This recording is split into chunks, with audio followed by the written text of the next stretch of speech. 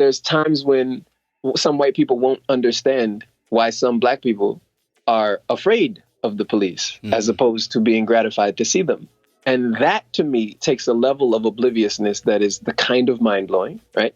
But it's not for me to scream at you for not understanding my fear, my pain, my anything. It is for me to be like, we live in different worlds, even though we walk in the same streets. And if you'd like to understand, I can give you a few stories. You know what I mean? If you're truly trying to move the needle in a direction of more education, more enlightenment towards this thing that you consider very real that a whole bunch of other people don't, then more of us are going to have to be willing to explain it. Hello and welcome to the Dynamic Creative Podcast. I'm your host, Dylan DeMarcus, and this is a source of tools and inspiration for today's independent artists, with conversations to help activate, align, and achieve your thriving and meaningful creative path to effectively pierce through the noise and shine. In today's episode with artist, empowerment coach, and activist Micah Blacklight, which for the record was recorded months before COVID and our current long overdue civil rights movement got underway, we still discuss a handful of very relevant, pertinent, and contemporary topics. Right off the bat, Micah taps into how we as creatives can weaponize our art and tap into the conversation of eradicating racial ignorance to further understand white privilege and overall make more room for non-Eurocentric voices. We talk about where the future of art education is going in the digital age as brick and mortar establishment becomes seemingly archaic while virtual classrooms increase. How his clothing experience of Burning Man sparked his path in fashion. How he uses the art of erotica to dissolve age-old puritanical sexual suppression, and how the root of so many conflicts in humanity stem from the repression of sexuality. And stick around, as lastly, he incorporates his concept of inspiration mining in his notes app to keep his creativity flow consistent and poppin'. What up, creative universe? Today's guest is a dark light worker, a hybrid human, alien, angel creature, a freelance mind blower with freak tendencies and an infectious laugh, an author, illustrator, artist, writer, fashionista, poet, partner, proud papa, empowerment coach, and unapologetic badass. My dude, Micah Blacklight. That's some intro. Thanks, man. It's a privilege to have you on today, homie. You are a rare breed, my guy. As such a well-rounded, multifaceted dude carrying a well-versed creative skill set.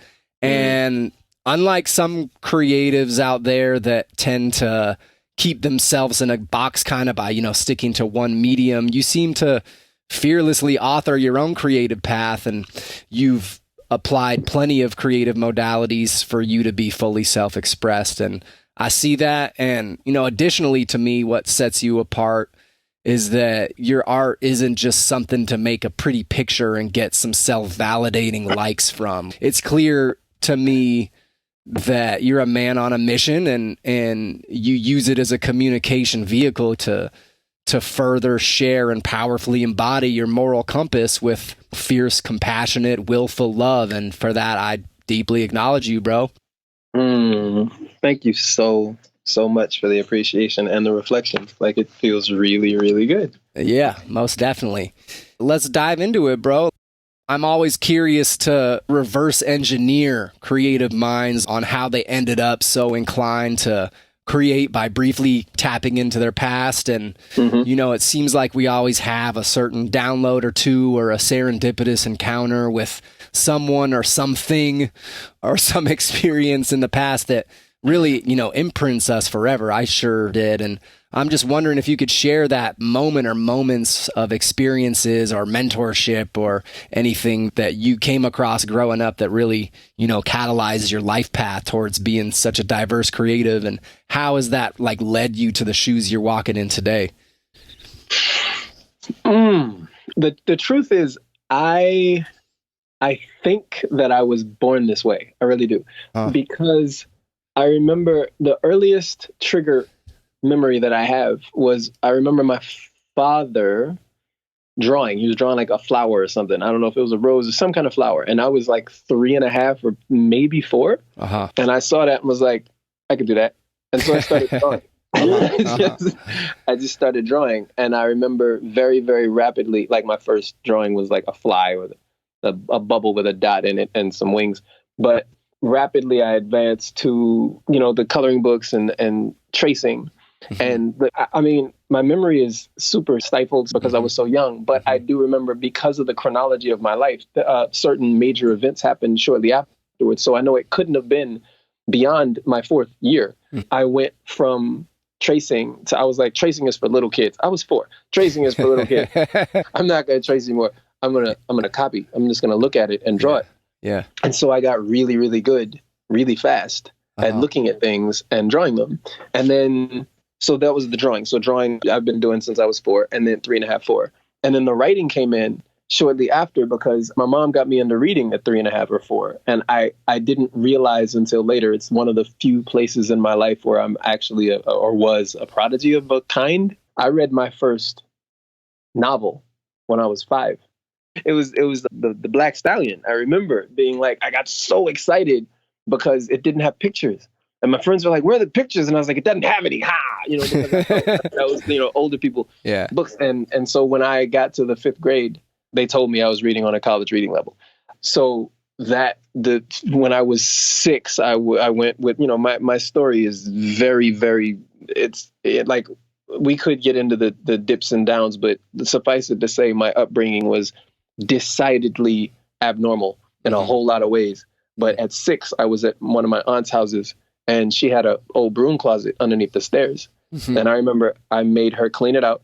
I dragged a desk in there and one of her old typewriters, and I made it a little office, and I shut the door, and I wouldn't come out except for bathroom breaks and the food until I had written a short story. I was 6. Oh, crazy. So that's what I mean. Like, I feel like I was born with it. I don't remember a whole lot of people writing, drawing, any of that. Like, I remember my father drawing, and then I started drawing. And then the writing, I don't even know where that came from. I taught myself how to write cursive by looking at my older sister's school papers. So it's just always been there. It's always been there. So it's safe to say that it was more like unlocking the barriers of your creative skill set that were already intrinsically there, rather than like seeking out and trying to gain stuff. Yeah, that's beautiful. For sure. Yeah. And then that led to just continuing an art education and becoming a freelancer from there, or what? I wanted to be an artist, but everyone was telling me you couldn't make any art. I couldn't make any art from being an artist. So I was like, I want to be an architect, because I thought you could be an artist and make a whole lot of money as an architect. Any architect now will tell you, no, that's not how it works. So I took a pre-architecture course when I was in high school and realized very quickly that I didn't want to be an architect because there was so way less creative freedom especially in the very beginning than I thought. Like, I mean, so much less. Like, you got flow charts and all kinds of flow plans and all these things. Bathrooms have to go in certain places, whatever. So I got out of that, and I'm glad I took the pre-architecture course, because otherwise I wouldn't have known anything. But I did end up going. A friend of mine convinced me to apply, audition to go to this School of the Arts, and I got in, and that set me on my path, because I was there for visual arts. And from there, I ended up getting an opportunity to go to Pratt Institute of Art and Design. And from there, I ended up with an internship in Polo Ralph Lauren in their women's graphics department, men's graphics first, and then the women's graphics department eventually. And so none of that was teaching me art per se, but it was a paid job while I was in college, which was awesome. And outside of that, I just kept going after it. Like, I went to the Burning Man, changed a whole lot. Like, the Burning Man is what introduced to fashion, right? Because the woman who introduced me to the Burn, she was basically telling me about it. And then she goes, you don't know it yet, but you already have a tribe, and I'm going to introduce you to your people. And I was just like, and so she started telling me about the Burn. And she got me when she started talking about the Mad Carp Camp. For those listeners who don't know what that is, it's a Mad Max themed camp where they went in. They made a Thunderdome. They got the vehicles, the costumes, everything. They've been a mainstay for like many, many, many moons.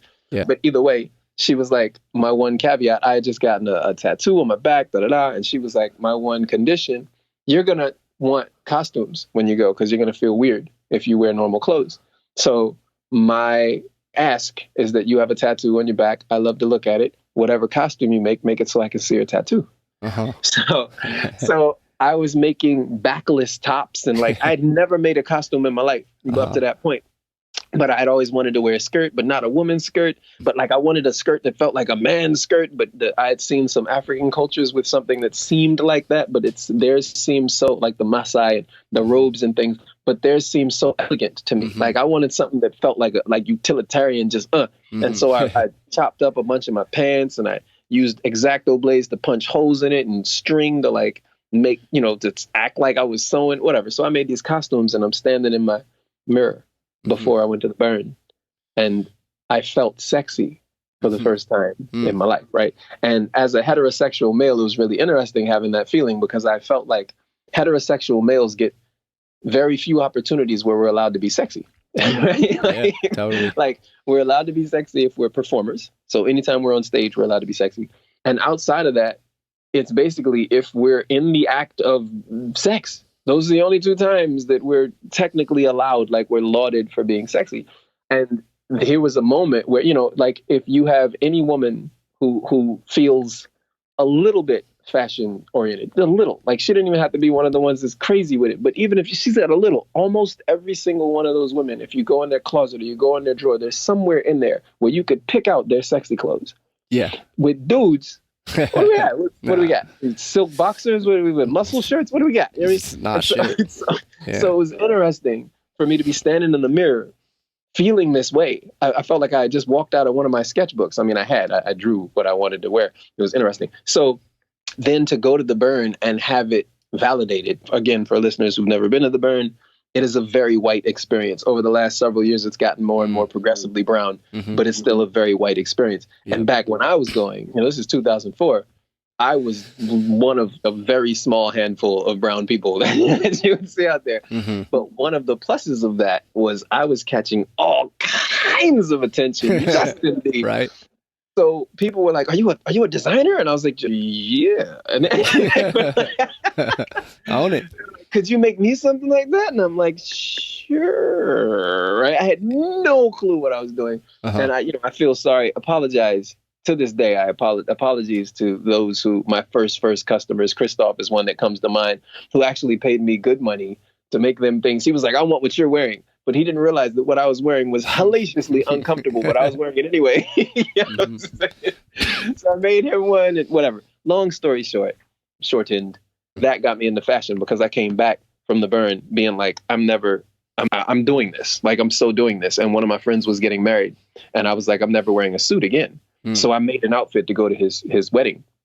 But this was a black dude, right? So after the burn, my life split between my white friends and my black friends. My white friends were hellaciously welcoming, open-armed. I could wear what I wanted to be, whatever. My black friends, not so much. Like my black friends, they were down, because they were like, "That's Micah, he crazy, we're okay." But our culture, our culture was not welcoming of that at all. Like not even a little. Men wearing skirts, what are you doing? Like it was kind of intense. Yeah, for sure. But the whole freak flag, let it fly thing, I do.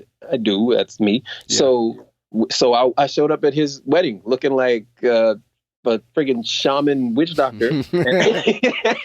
Yeah. And it was amazing. It was amazing. So, and then after that, there was a photographer at his wedding who was like, "Please tell me you're going to Fashion Week." And I was like, "What's Fashion Week?" Mind you, I had been working at Polo for years. I had worked at Fashion Week for years, but never paid attention to what I was doing. The only time I was working at Fashion Week was because it was overtime and I wanted the money. Plus I got to see all the models, right? But she was like, "Please tell me you're going to Fashion Week with that outfit." And I was like, no. So she was like, "You should go and just show up wearing that outfit." So I did. And then I ended up on the friggin' fashion page of the New York Times.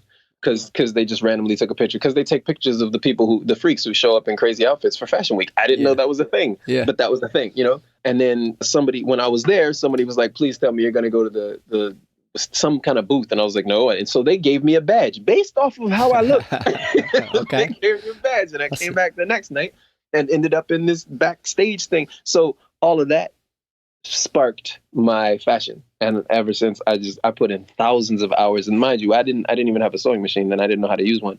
So eventually I got one. A friend of mine, Naima, beautiful creature, and this other glorious Naima is one half of a duo called Climbing Poetry. Shout out to her and them. Naima and Alixa, they're banging, powerful poets. But then the other one who got me with the sewing machine was another powerful multi-platform artist, Amy Cicada, who's a beast in her own right. So whatever. They both taught me how to use the sewing machine, and I've killed it ever since. So I didn't put thousands of hours in. So between the sewing machine, the writing, and the art, like, it's a lot. It's a lot. Yeah, I got that. You gracefully juggle a lot of the hats well. Golden high fives all around, bro. Thanks, sir. So, if you're willing, let's get into some spicy territory off the bat. Although you and I are both creatives, you and I still live in vastly different worlds, as you are an African-American cis male creative, and I am a Caucasian cis male creative with white privilege. And there is a real impact because of that. And I just want to add real quick for the white folks listening, when you see an opportunity to creatively counterbalance this imbalance of power, I invite you to get out of your comfort zone and make that happen, opposed to not trying to make it happen. And this also means, being accountable to understanding other perspectives and making rooms for non-Eurocentristic voices and individuals with, less access to resources, wealth, power, rights, and, be a stand for their art to be supported, bought, shared, celebrated. Micah, I'm wondering, as creatives, how can we use art to propel this discussion in a helpful way to, help eradicate the ignorance around white privilege so we can have more equality in the world as artists and, so all backgrounds can succeed? One of the things that's super interesting to me around this topic is that it's not universal. To use the term white privilege, it can look like so many different things in so many different ways. And a lot of Black people and potentially white people, but for sure, a lot of the brown people that I'm listening to, we as Black people sometimes we are leaving white people no room because we are leveling charges at them, white privilege and you're privileged and you don't know, and we're not offering any education around it. Some people are like, it's not my job to educate you, go read a book. And it's like, do you have a book list? And how would you feel if somebody's like, you don't know about this, go read a book? That's not cool, yo. That's not cool. And I understand this is not an even playing field. I understand that for centuries, the Eurocentric point of view, the imperialistic situations that the colonial situations that they have propagated and created, and the residuals that we're living in to this day are very real. And systemic racism is very real. Institutionalized racism is very real. And simultaneously, not every white person benefits to the same degree. And we as Black people are benefiting in certain ways, not from white privilege, obviously, but privilege, period. Like the fact that we know how to read. Literacy is a privilege. Being able for me to live in Ashland is a privilege. For me to be able to eat organic is a privilege. For me to know what organic is a privilege. All these things are privileges. And we have to come to terms with the fact that we live in a very nuanced, very gray-filled world. And there are some white people who are absolutely benefiting directly and are conscious of their benefit and don't care, and they're using it hardcore.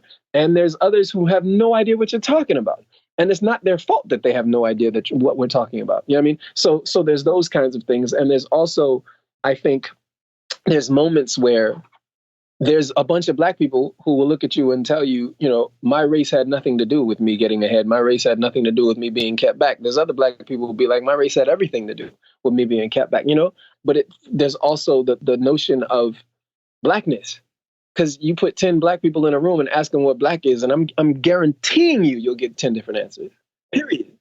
Because that's our world, that's our experience.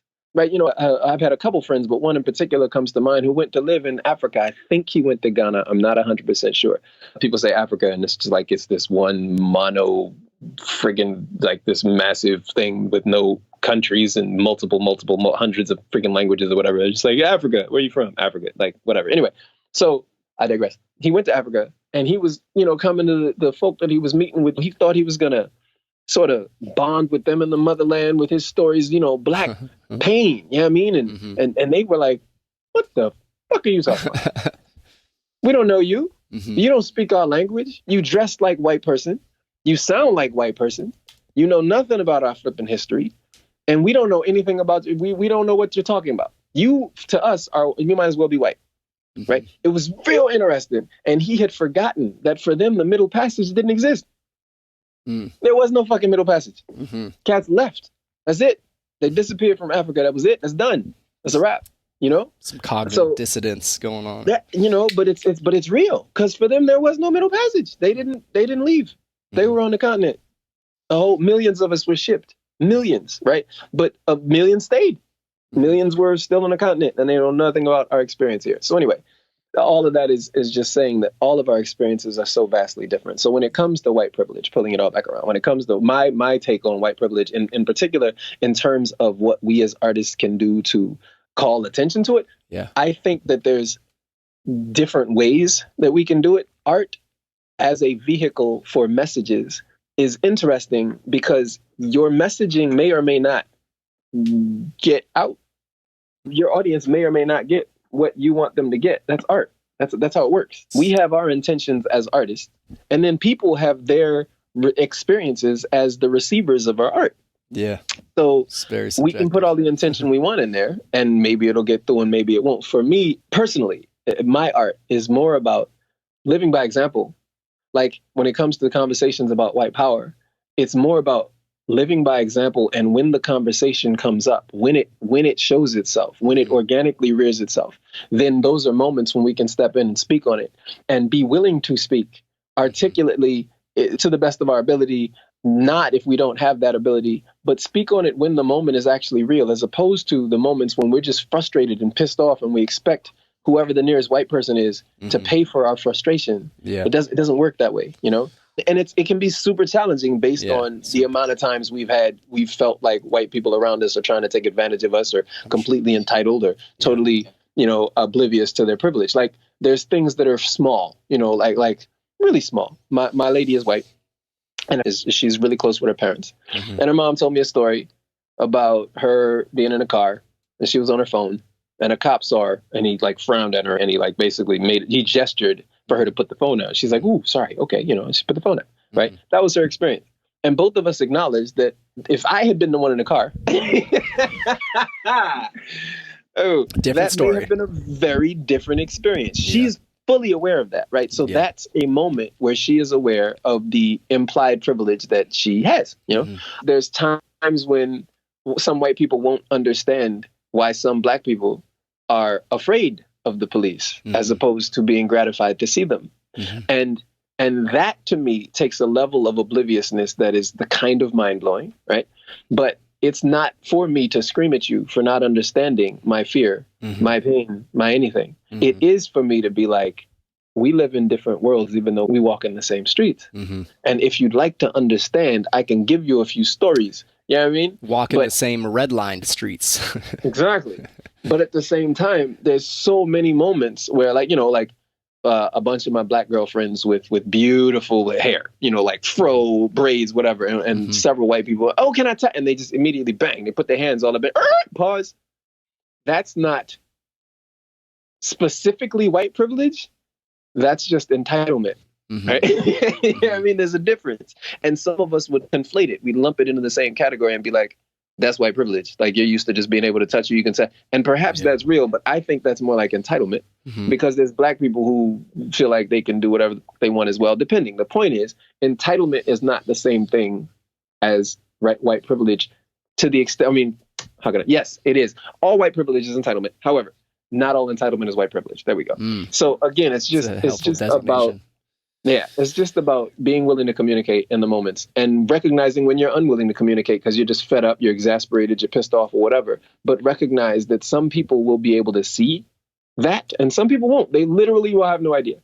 And you getting angry at them for having no idea is not going to serve anybody. I'm not saying you can't get angry. I'm not saying don't. But I am saying that if you're truly trying to move the needle in a direction for more education, more enlightenment towards this thing that you consider very real that a whole bunch of other people don't, then more of us are going to have to be willing to explain it. Because it's really interesting when we hear, you know, say a white person hears you as a white person go, you know, you have to be more with, you know, people with less less resources. And they look at you and be like, I got less resources than that dude you're talking to. This fool lives between Brooklyn and Ashland. How the fuck is he doing that? You know what I mean? So there's just a dialogue that has to be present at all times. Yeah. You know, I just think communication and compassion is a really, really big way. And I'm not by any means trying to denigrate or belittle folks' experience who are just fed up, who don't have time for it, don't want it. They just mad, right? I understand that there are folk who are in situations that I'm not in that have it way worse, and they have to deal with it on a daily basis. So their tolerance, their threshold is just going to be way gone. Yeah, totally. Compared to mine. Yeah, I get it. I understand the justified anger and to stay accountable to knowing the privilege and acting accordingly with, you know, love and support and helping in appropriate ways that I can. And it's definitely a slippery slope, but an essential one to continue unpacking, and especially having a creative skill set and having the power to create poignant symbols with gravity that can communicate massive things. I think it's a subject that could be delved into further on a creative tip. So you went to Pratt to study fine arts, studied illustration, and you went to Duke Ellington School of the Arts, amongst other educational endeavors that I'm sure has helped you generate a pretty diverse creative skill set that you embody.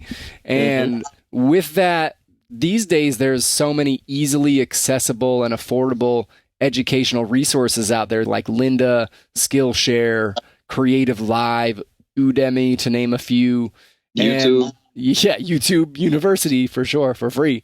And with younger creatives weary of taking on that monstrous student debt, I'm wondering, you know, what your thoughts are regarding those monthly subscription online educational options, and where do you see like art education going in the future?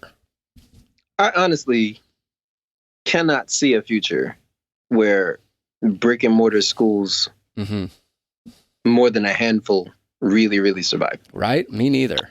I think that it's obviously the digital age is happening. It's real. It's here. It's like alive and well, and it's not going anywhere. If anything, it's just going to continue to get more and more pervasive.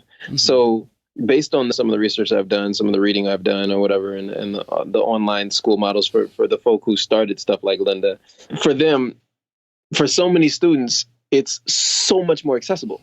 It's just that simple, because it's the kind of thing where not only is it accessible in terms of it's not site specific, you don't have to have a vehicle, you don't have to do any of those things. The other thing is that it's something that you can do on your own time, or at least slightly on your own time. Like you can have a job, or you can try and work. And people used to work themselves through college, obviously. They still do. And it's tough. It's not the easiest thing to do, depending on your financial, economic background or whatever. But that being said, it does make it so that you can be in your freaking pajamas. You know what I mean? So long as you're on time and the class is happening, you know what I mean? You can be exhausted. You can be all unkempt and uncouth and all weird, but still taking your classes and still figuring out. And there's actually communities, because you get to know people based off of that. Because I've taken, one online course in that way or whatever it was. Whatever. The point is, the experience that I had and what I've seen and what I've been reading about, I think that it's going to continue to grow. There's going to be a whole much more courses, and they're going to be in subjects and stuff that didn't exist before, because the technology, the global telecommunications network, and the ways that we're connected these days, and it's just more than it's ever been in the history of our planet that we know about.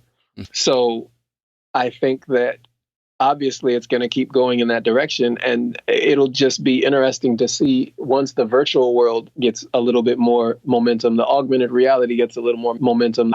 It wouldn't surprise me to see students sitting in their rooms with an eye thing on or a projector, and then you get to see the teacher and you're standing in your room and you can see all the other kids or people who are in that class sitting in your room, and they're not there, obviously, but like that becomes your school. And I think that we're going to miss the brick and mortar experience, primarily for the social aspects, because that's what college was for so many people. Yeah, you learn stuff and, hopefully you get a degree, but the socialization is bananas. Like with some people's it was horrible and other people's it was amazing, and, mixed bag for most of us. Right. But I know that they're going to stick around because of that. There's going to be brick and mortar schools, like there just will be. Yeah. But I think there's going to be way fewer, or a bunch of those schools are going to have to adapt and start offering a lot more online content.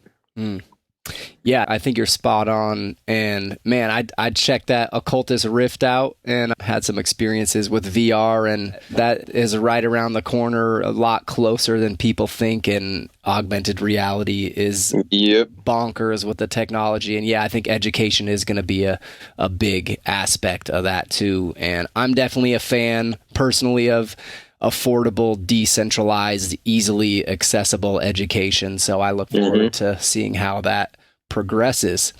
And I'm predominantly a visual artist, but I like to delve into the written word once in a while. And you're obviously no stranger to that too, having your own personal broom closet writing studio at 6 years old. And with your literary offerings with the book titled Cult of the Serpentari. Serpentari, yes indeed. So you describe that as, quote, intent on glory, Cathik enters the forbidden tunnels to slay a legend and become one himself. What happens next sets him on an electrifying journey through exotic lands and changes him from a reckless, violent, and angry boy to a man with intuitive powers that opens his heart to love in his mind and to the truth and the body, to erotic pleasures he never imagined. End quote. Now, I don't know about y'all, but I need a copy of that book with the quickness. So I'm curious, without reading this, what are you trying to tell the universe in sharing this writing, and what was your experience writing it? Erotica. Erotica is something that I have a deep-seated love for, and simultaneously recognize that based on what I can only guess is like seriously prevailing, not even residual, seriously prevailing, still propagated puritanical mindsets when it comes to our sexual bodies, our bodies, period, physicality, what it means, physical suppression, sexual suppression, repression, the combination. Notion in our culture, for sure. At least half of our major conflicts as human beings can be traced back in some way, shape, or form to the repression and suppression of our sexual bodies. And so I feel like there's ways to combat it. And one of the ways is to jump up on a soapbox and beat your drum and be at the forefront of trying your best to create social change around it. And another way of doing it, the way that I am choosing to champion, is by creating works of art that are the ideal that I'd like to see. Beautiful. So instead of me beating you over the head with it, I'll just give you examples of what it could be.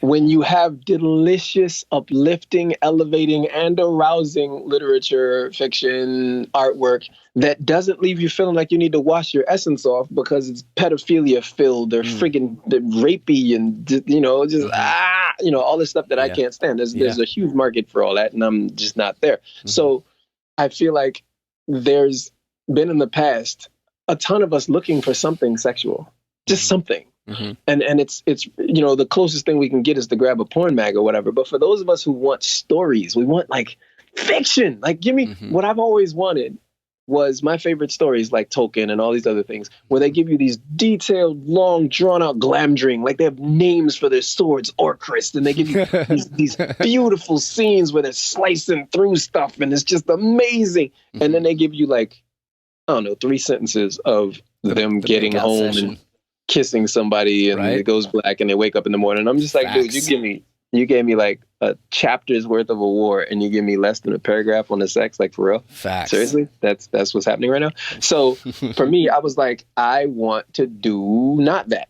And I didn't realize that there's a whole chunk of work. There's a whole body of work out there that is that. It's just hard to find. And a bunch of times what also happens that I've felt of the stuff that I've read, it's no longer sexy because they make it, it's just not as sexy as it could be. And so erotica, as defined in, Amazon and shit, is not about the story. It's entirely about the sex.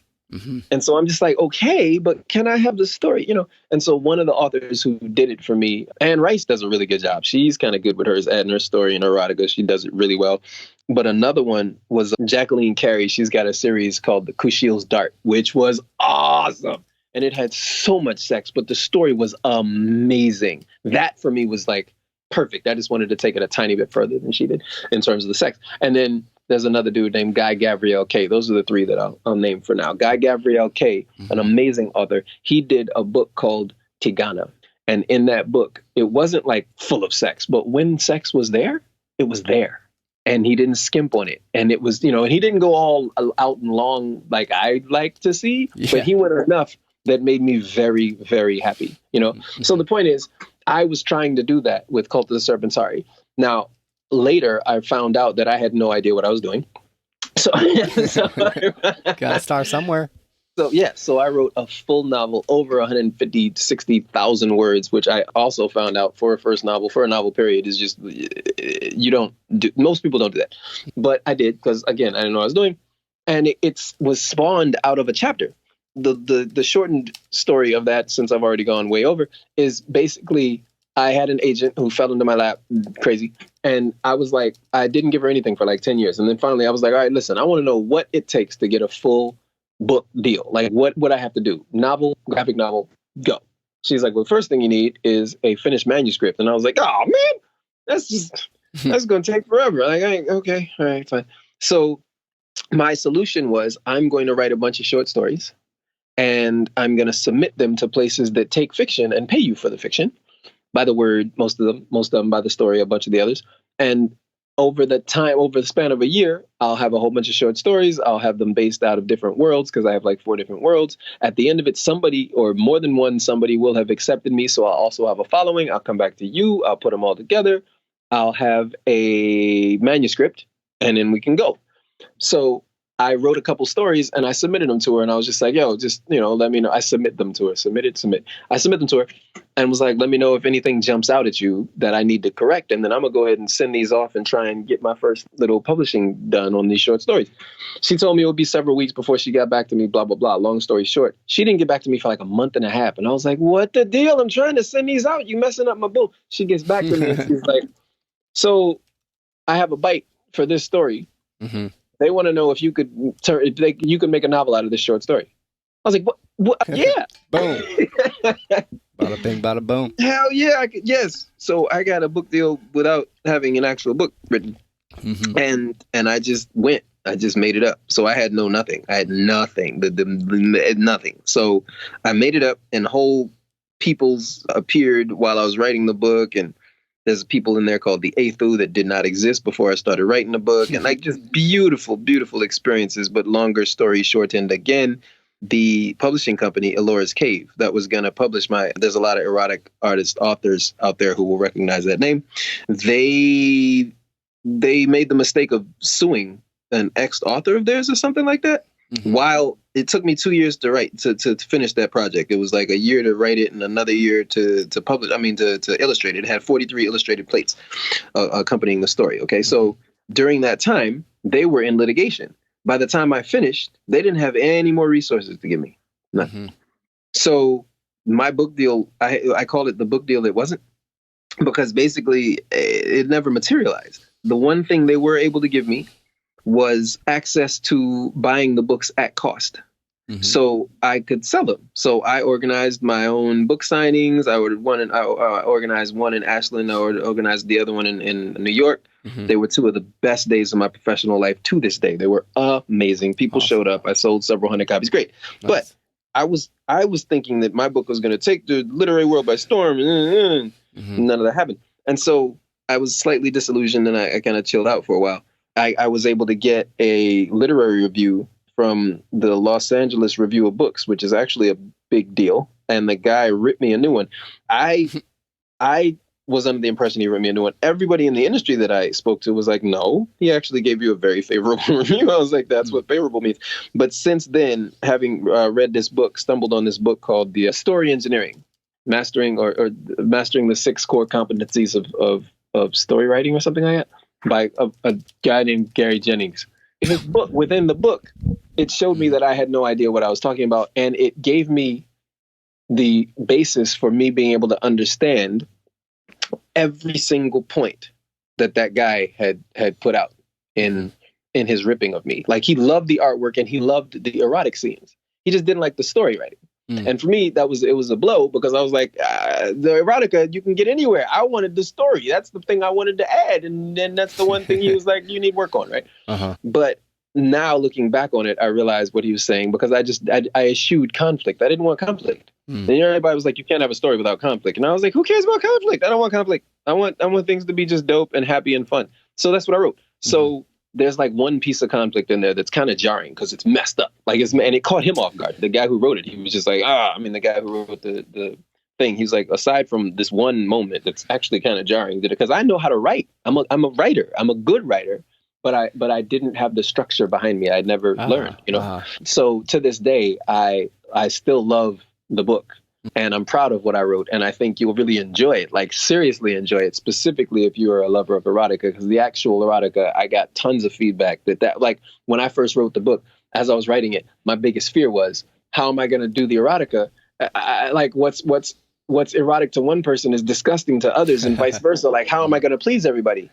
And within that moment, I got my answer. I'm not going to please everybody because what's erotic to one person isn't to somebody else. So I'm just going to go with what turns me on and work it out. Yeah. So as long as you stay authentic to yourself. Yeah, man. That succeeded. I've gotten feedback from people who gave me some really good feedback. Awesome. Okay. So before I jump into this next piece, what I will say is the Cult of the Serpentari, I since rebranded it. I split it into 3 novels. And I renamed it some super long thing so that you would have more of an idea of what you were getting. I purposely made the title obscure because I wanted to catch the people who weren't necessarily into erotica. I wanted to catch them too. But now I'm like, yo, you're going to know what you're getting when you read this book. So I rebranded them, made completely new covers. And so now they're 3 different books and they will be available during this next thing that I'm about to talk about, which is the LER. It stands for Les Erotiques Random. It's the project I'm working on currently. It is a graphic novel, an adult graphic novel with 4 different stories told in 4 different storytelling styles. The first one's going to be in prose with a few illustrated plates like Cult of the Serpentari. The next one is going to be full-on graphic novel status, sequential art, word bubbles, the whole 9.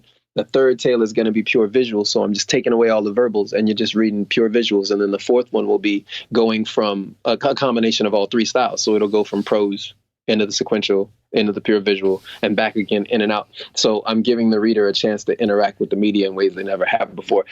All 4 stories are related. They all happen in the same city, the location that I've created in this world.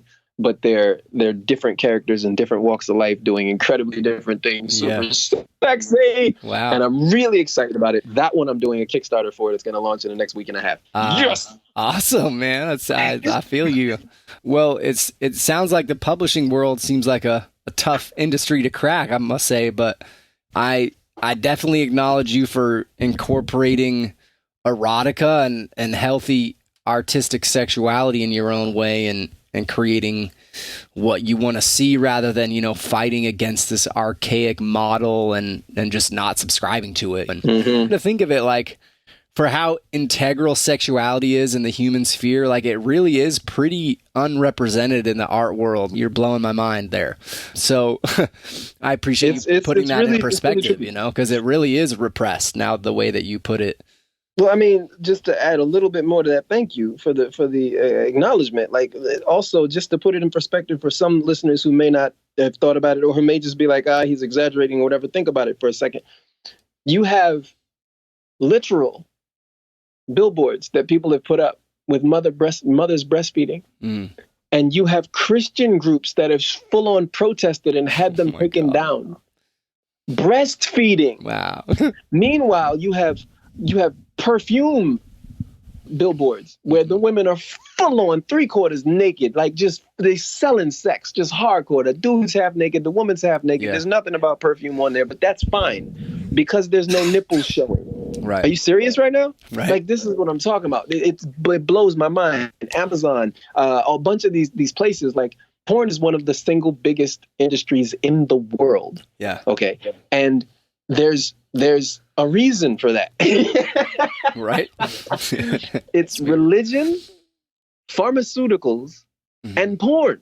Those are the 3 biggest industries. Facts. If you ain't in one of them 3, you're not in one of the 3 biggest, period. Like, that's just how the world works. So when it comes to porn, I'm not saying porn is good. I'm not saying porn is bad. What I am saying is people are interested in sex. Every single one of us got here as the result of a sexual process. Every single one of us, including the test tube, what they call test tube babies, because somebody had to come. Somebody had to orgasm. Sperm had to come from somewhere. That's how this works. That's how we get here. And yet, it's the one thing that everybody's interested in, but nobody's allowed to like be openly interested in, or they'll be shot down, specifically if they're female. So, you know, I've always had issues with that, and I don't understand. And I think the world is changing, and it definitely, you know, we're in this time and this place where, like, you know, there were people who had serious issues with the Super Bowl halftime show because you had two half-naked women just having a ball. And that's interesting to me because you have a lot of those people, and this is political to some extent, but it's like you have a lot of those people, evangelical Christians, Protestants, Seventh-day Adventists, who are Trump supporters.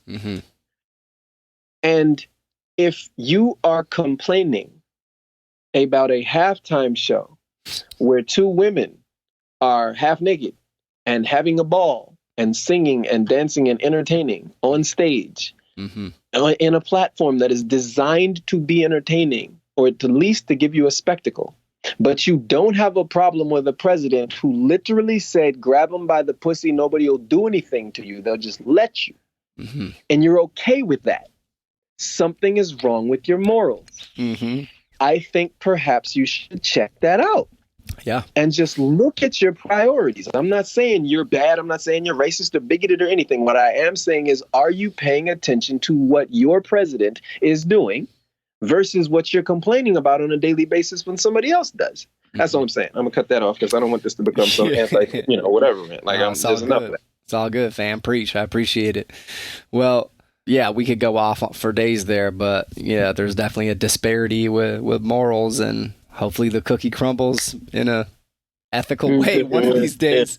Man, you know, I feel like your rich, multi-prismatic, galactic characters in Cult of the Serpentari.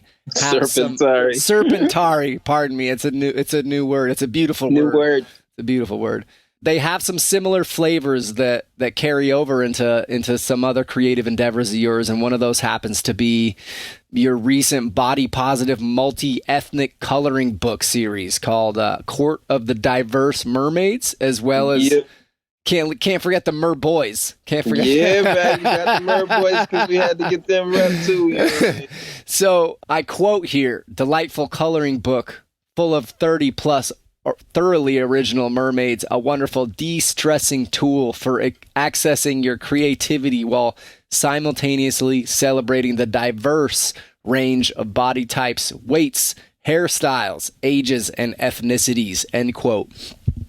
And I can't personally think of a cooler, more fun way to celebrate, you know, like integration of diversity and creativity with something like that.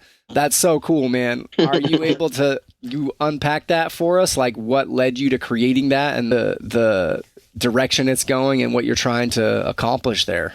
Absolutely. That one is, I lay that entirely at the feet of my daughter and social media, because those are the two things that led to that. It was my daughter, for some reason, somebody, one of my friends, I think one of my beloveds actually got her a mermaid at some point when she was really young.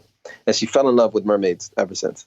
And so what ended up happening was she always has us draw them. She's like, Papa, Mama, can you draw one for me and I can color it? You know, she draws them all the time, but we'll draw them and color them for her. And so one time I was just feeling away and I drew one with a super big booty just because. And she goes, Pop, mermaids don't have butts that big. And so outwardly I smiled. Internally, I was fuming because I was like, I have failed at this part of my parenting. The fact that could come out of my daughter's mouth is mind blowing. Other people might hear it and crack up, But for me, I was just like, my daughter is so not allowed to say something like that. I am remiss in my parenting, so I'm gonna have to fix this. So what I actually said was, yeah, they do. Just because you don't see it in some Disney plays or something does not at all mean that. So I started. Every time she asked me to draw a mermaid, I started drawing them with different kinds of bodies. And so I was using it as a way to teach her without beating her over the head, that to accept different kinds of bodies, different hair, different skin, because the Disney people got to her. We were trying our best to keep her away from Disney, Barbie and all these things. And she would go to her friends' houses and come home with toys. She said, I could have this. And we'd be like, oh, dang. Okay, all right, fine. So I used the mermaids as a way to instruct her. And I remember, I know the specific mermaid. There's one in there. She's super thick. She could be pregnant. I mean, she might not be. She could be, but because there's one that absolutely is pregnant, but she could be, maybe not. But she's got a thick, rotund belly and robust. Like her body is just voluptuous and breasts are full and her locks are huge and thick. She's like nobody's version of skinny in any way, shape, or form. And not that there's anything wrong with skinny, but that we see skinny mermaids all the time. And so I drew her and I'll never forget. She goes, she's beautiful. And in my head, I was like, victory! Hell yeah! Okay. Because we had managed to transform that. So I wrote about my experience on Facebook and was like, yo, this is some of the drawings I'm doing for my daughter. And now I'm either going to have to find or create a coloring book that has a whole bunch of mermaids like this, because for some reason, finding a black mermaid is way harder than it has any right to be. Yeah. And their response on my Facebook page on the thread was like, oh my God, yes, please. Micah mermaids. Oh, I'd buy 3. Please do it. Yeah. Please. And so I was like, ooh, okay. Tap the nerve. Here we go. Yep. Boom. Yep. And I did the coloring book and now I'm making it into a series. So I've already got like the next 1, 2, 3, 4 or 5 books planned. And I'm just going to keep doing it. You know what I mean? I'm just going to keep making them. So Mer Boys is the second. And then it's going to be a Mer Kids. And then there's going to be a Mer Folk. And yeah. So we're just going to keep it moving. But hair is really, really important for a lot of cultures and people who don't know, who have never been fired or discriminated against because their hair was a natural, who have never had rules like you can't wear your hair this style, like they've never had to think about it. But there's laws. There's straight up and down laws in certain states where black women can't wear their hair naturally. And that's atrocious. So we're taught that like this is beautiful. We see on the screen all the time, the mermaids and the Disney people. And anytime you see mermaid, anytime you hear the word fairy, anytime you hear the word mermaid, the first race that you think is not black. It's just not. And I'm not saying it should be. What I am saying is, as a brown person, we live in a country where the people on our money are white. And most of them probably own slaves. Whatever, we're not going to talk about that. We live in a country where the God they ship to us is white, where his son is white, where the angels are white, where all of the top people everywhere are white. Yeah. And nobody thinks about it unless you think about it, right? What does it say to you when you come up in a place where the people, the beings that you're supposed to worship don't look like you, but they do look like these other people over there, right? Like, what does that do to your mental? So anyway, what I'm doing, as opposed to jumping up on the soapbox and beating you over the head like that speech, right? I'm just creating stuff that people can go, oh, this is awesome. You know, this is really cool. The same way you did in your book. Exactly. Yeah. And so you have white kids and black kids and yellow kids and red kids and polka dot kids and purple kids who can look at these beings and be like, these are beautiful. Yeah. So it imprints into their minds that all these different styles. I got a granny mermaid in there. I got a little kid. Because ageism is a thing. So, and I'm not out to like try and battle every single, whatever. But the point is like, I'm doing what I want to do. I'm not even saying I'm doing what I can. Yeah. Because I think that's a misnomer. I think people like everybody's just doing what they can. No, we're not. We're doing what we are willing to do. That's the truth. Yeah. Some people are doing everything they can. Very few are doing everything they can. I think that's my opinion. I know I'm not doing everything I can, but I'm doing everything that I'm willing to do. Rat race really has created a lot of distraction to take us away from doing powerful things like that. Well, it's not only that. It's just some people don't feel like it. That's just the truth. Yeah. Well, you got quite the creative drip, I must say, and you got a knack in tapping into that. And this podcast is really a place to help independent creatives thrive. And I'm really passionate for ways that creatives can perform more effectively in their worlds, becoming powerhouses of self-expression and making altruistic changes. And I'm curious if you personally have any like routines or techniques mindsets, spiritual practices, weird magical secret mantras, or whatever to like help generate a creative flow state for you to make that meaningful and impactful work? Or does it just kind of naturally pour down into your third eye? Or what's good, Micah?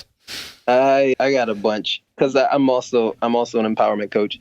So I like to empower people. It's one of the things I like to do. So for me, there's several things that work that I can give, and then there's several things that I'm an alien, so I can't tell you. I don't know. It just is, right? So a long time ago, one of the things that happened for me was in terms of awakening of my permanent inspiration. I'm permanent inspired. I'm never, literally never uninspired. Like it's never a freaking moment where I'm uninspired. And the reason is because a long time ago, I had sporadic inspiration, like so many of my friends, like so many artists I know, so many artists you probably know. Sporadic, it comes, the muse comes, they get hit, and then they're dry. For me, what happened was I'd get hit, I'd be doing a project, I'd get hit with another idea while I was doing that project. I'd ignore it because I was in the middle of a project. And then at the end of that project, I'd relax, and then I'd be done, and there'd be no more inspiration for a while. So one day I decided to show up all the time. So when I was hit with an idea, because I was one of the laziest people I'd ever freaking met, like ever. And then I had this weird experience with my muse and blah, blah. The point is I woke up, I'd do things, I'd get an idea, I'd go after the idea. In the middle of that idea, I'd get another idea. So I'd write it down. And at the end of my finished idea, finished project, whatever, I give myself a little bit of time to freaking gloat, like, oh, this is gorgeous, I did that thing. Bask in the completedness, because I think that's really important. That's one of the keys I'll reiterate later. But then I'd go back to that list and I'd see what I'd written down and I'd go after the next thing. And so my experience of it was that the inspiration, the muse, was like, oh, hold on. Oh, he's listening. Okay, turn another one on. Let's see what happens. So they turn on the faucet and then they shut it off. And I took everything they gave me and I copied it down and I wrote it down and I kept it moving. They were like, oh, he's still listening. Let's give him some more. Shh. They turn it back on and turn it off. I did the same thing. They were like, oh, he's good. And they just turned it on and broke it. so the joint is just on 100% of the time. I cannot have a conversation surrounded by anything I've never seen before and not be inspired. Period. I have lists and lists. So here's my cues for the people who don't necessarily have that craziness going on. Number one, when you get inspired by anything, to do anything artistic, immediately write it down, record it somewhere. A bunch of us have smartphones, and a bunch of those smartphones have the thing called voice memos. If you can't write it, if you don't have a moment, then take a second to copy it into your voice memo. Just speak it. Oh, my idea is this. Okay. I feel it. Title it something that you can find, stick that thing in a list, go back and look at it. That's the second piece. Go back and look at your lists on the regular. Go back and look at your list. A bunch of people have lists all over the place. Now we have these clouds, right? So my shit is it's synced across my devices, right? Like I can find my list. I have lists and lists and lists and lists. My notes is insane. Like my notes on my phone, I don't doubt it. Just full of it. You know what I mean? Facts. But the way that I do it is I'll write, with notes, if you're doing a smartphone or whatever, or in notes, I'll write a title and then everything goes into that. I treat my notes like folders full of ideas. They're full of concepts and something that's a holiday for me. And I recommend this to some of y'all is when you want to unwind a little bit, sit down with your notes, with your list, and just go back over your list. Look at some of I call it inspiration mining. Because we're taught to look outside of ourselves. We're taught to go look at the latest artist or the this or that, look for the whatever, look for the treat. Who cares? The point is those things can help you. But if you can't create yourself as an inspiration engine, you're doing yourself a disservice. There's a whole lot of other artists who refuse to take pride in their own work. They hate their own work. They hate it. And I strongly recommend that you start finding things you like about your art. Yep. Man, those are some legit takeaways, my dude. And yeah, we do have it all within us, and you just end up losing power if you just get too reliant on external inspiration. That's what's up. Yeah, I definitely am a champion of my notes app on my phone, and and you mentioned your empowerment coaching. I'd love to touch on that a little bit with your powerful offerings there. And I've dabbled with a handful of coaching sessions in the past, and I can attest to the power that they hold, really, and the direct benefits that they manifest in our lives. And it seems as if behind literally every powerful and influential person is, if not one, many coaches and mentors working with them. And, you know, they show us our blind spots with clarity. They help us define our vision, our successes, and like most important, they hold us accountable and crack the whip. And so every coach tends to very much so have their own unique flavor and wisdom that they provide. And you, my friend, seem like no exception. And I was really touched with the inviting and therapeutic, intuitive way that you described your coaching offerings on your website. Are you able to unpack first and foremost why coaching is important for, you know, independent artists specifically, as well as what makes your coaching unique and effective? I think it's important primarily because so many people need some external accountability factor. Sure. There's a whole bunch of us who are motivated to various degrees, but a lot of us, we are the last people that will keep our word to. If a check is on the line, we'll keep our word to our boss. If a relationship is on the line, we may or may not keep our word to our partner. We'll try our best. If a promise is on the line, we'll try our best to keep our word to our kids. But to ourselves, we will routinely just break our word over and over and over and over again. Right. So coaching becomes one, major use of coaching is to have somebody that you have assigned value in your world to hold you accountable, that you don't want to disappoint. Basically, it's that simple. You're willing to disappoint yourself, but you're not willing to disappoint this person who you're paying money to make it so that you don't do that thing. So that's one. Two is, like you said, the blind spots. Like there's so many things that we just don't see. I purposely fashioned myself an empowerment coach as opposed to a life coach because my life is still, there's elements of my life I ain't figured out yet. But empowerment is something that I am. I breathe it. I am it. I got no problems validating that, standing behind it, qualified. Yes, that's me. Right. So that's the distinction. But it definitely grays over. My counsel grays over into like psychiatry and like therapy and relationship counseling, like all kinds of stuff, just because a bunch of what's blocking people is what's happening in their lives or what has happened in their past or what's happened in their long past, like childhood trauma and stuff. So the reason mine is unique and powerful is the fact that I am very, very good at listening. I'm an intuitive listener. And I recognize that so much of what we do in any line of work, including the art, is the facilitation of safe spaces. People don't feel safe, period. And many of them aren't even aware that they don't feel safe until they come up in a conversation where they're like, oh, I don't talk about that. Oh, I don't talk about that. Oh, I don't tell people about that. Oh, I don't know. I don't. Why is that? Because they've been burnt or they've seen others get burnt for being vulnerable. Right. And then it's like, I can't be vulnerable. Like I'm not willing to do that. Like, no, I'm not going to be stupid. Right. And so what I offer is a space. I create a space. I'm really, really good at creating and holding energetic spaces where people can feel seen, heard, and accepted. Beautiful. So it gives them space to step in and be their true selves, their authentic selves. And within that framework, then we can talk about anything. And that's where we can unpack some of the blocks. And that's where we can unpack what you're doing in your daily life and how you've basically been informed by a decision you made when you were flipping 5. Yeah, I mean, so those are the kinds of things that come up or it can just be as simple as I'm really good with inspiration injections. Wake up. Okay. You know what I mean? Yeah, for sure. Yeah. What are you doing? I'm doing this. Yes, you are. Yes, you are. You got this. Okay, I got this. And then you go and you do it. Yeah. Yeah. To me, in a nutshell, big coaching distinction is where your word and your actions align to create the magic word of integrity. Ta-da. And with that heart-centered, safe space element of that intuitive listening that you bring, it seems like you would be crushing it with that coaching offering. I commend you, my dude.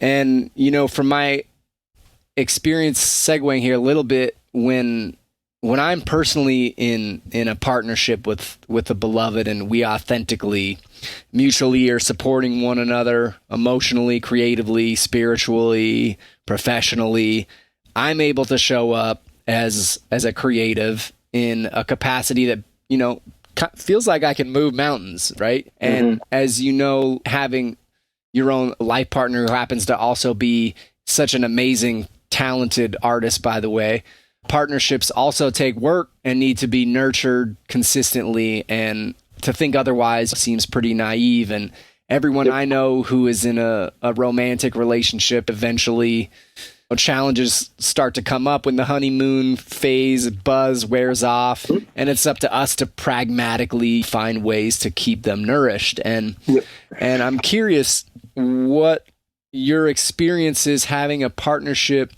with another artist, and if any hurdles exist from it, as well as what the benefits are. I can't see being with somebody who's not. Right. Same. Period. So with us, it's like I built, and I'll credit, because she's more of an internal being. She's not a huge communicator. She's insular with hers, whereas I'm obviously not. So from the very beginning, I was like, oh, we gonna communicate. That's gonna happen. And so from the very beginning, I facilitated a space. Again, I showed up as that space where she could speak in her own time, right? Faster than she would normally do it, but in her own time, but know that I'm not the one who's going to shoot it down, even if it's uncomfortable. And that is a really, really big deal. I'd say if I give any takeaway, because I do a lot of relationship counseling, if I would give any major takeaway, like if I had to only give one, I'd say one of the biggest lessons you could possibly use, if you can trust yourself to implement it, is the following. No tit for tat. Preach. Period. Period. Okay. So in relationships, I call them, this is a little free coaching hit for all you listeners. Okay. I call them monkeys. Two people are together. Something happens. One of them does something that hurts the other's feelings. It's small enough that the other almost doesn't even want to bring it up, but it's large enough that it actually hurts. The person who did it is unaware that they did it. Right. The person who gets hurt goes, I'm just going to let that go. They're lying to themselves. What they actually did was they put a little internal mark on an internal chalkboard. Screep. That mark is a monkey. It's running around the house now. Whee! Okay. So then fast forward, something else happens, and the other person does something. No. Fast forward, something happens, and the person who got hurt, they do just enough to jab them like, ha, take that. Mind you, the first person had no idea they did anything, right? So for them, that's just coming out the blue. But it's small enough that they don't say anything, but it hurts. So now they put a chalkboard, now you got two monkeys running around. That is the basis of so much conflict in so many relationships, because the monkeys start breeding, and then after a while they turn into gorillas, and then sometimes the gorillas end up coalescing into a freaking elephant. And by the time you finally get around to having a conversation or apologizing, you don't know what to apologize for. Yeah. And King Kong is just about to attack your ass. Just all up in it. So what ends up happening is, if you don't do the tit for tat, me and my lady made a deal. We made a deal that neither one of us would ever be coming for the other. Coming for just meaning no malicious intent. And if we are, we have to automatically recognize it and clean it up as soon as we recognize it. That saves worlds and worlds of trouble, because then if one of us gets triggered, the first person we have to look at is ourselves, because we know and trust that the other person couldn't possibly have done that on purpose. Right. So we got triggered by our own selves. Rather than just internalizing it and letting it boil into a pressure cooker and then exploding. There we go. You can ask. You know, if you have that deal, you can ask. Be like, okay, I'm going to give you a piece of speech, because a lot of us aren't equipped. We don't even know how to ask, right? We just like, what the fuck you do that for? Okay. Pause. You know, so one way of doing it would be like, when you did this, I felt this way. Don't even say it made me feel, right? Because that's another little thing.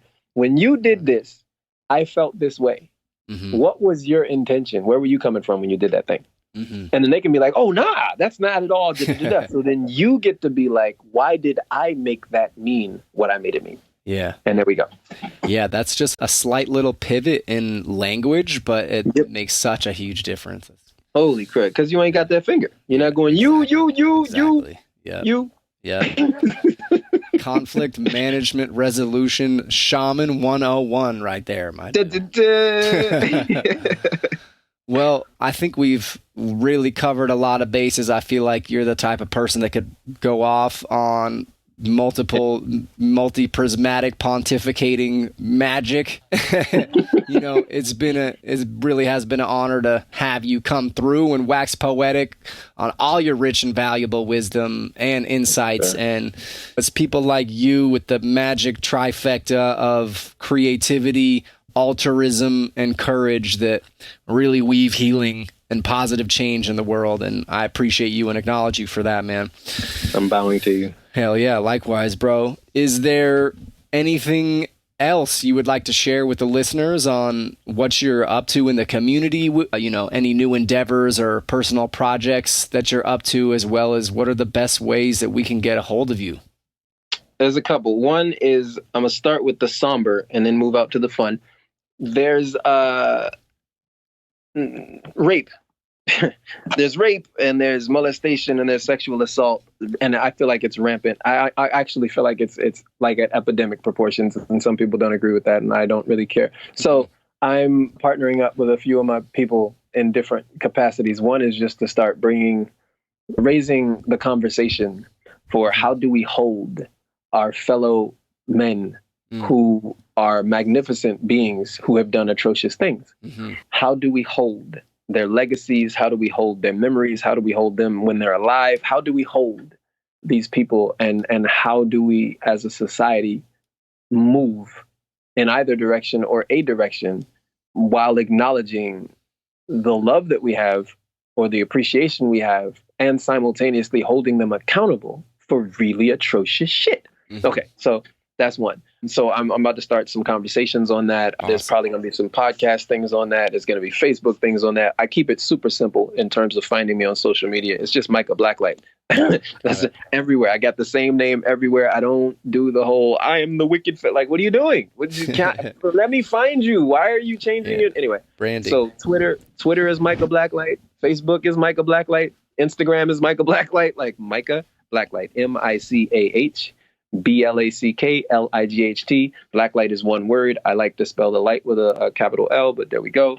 And just for all the name hating people out there, that is my government because I got it legally changed. Ha! Take it. Man, okay. So the secondary thing would be I am working with a friend of mine on talking to young men about what it is to be males, what it is to be men, what their takes are on it, and then what it is to see people mistreating people, number one, but to see people specifically propagating sexual oppression and or assault and getting away with it, and how they feel about it, and ways that they can potentially react without, that nobody wants to be the super uncool kid, but at the same time, you can't just sit by and let people do horrible things and let them get away with it, and then even be complicit by laughing at their jokes or making fun of the people or whatever, bullying them. So we're about to get into talks with them. We don't have anything named yet. I mean,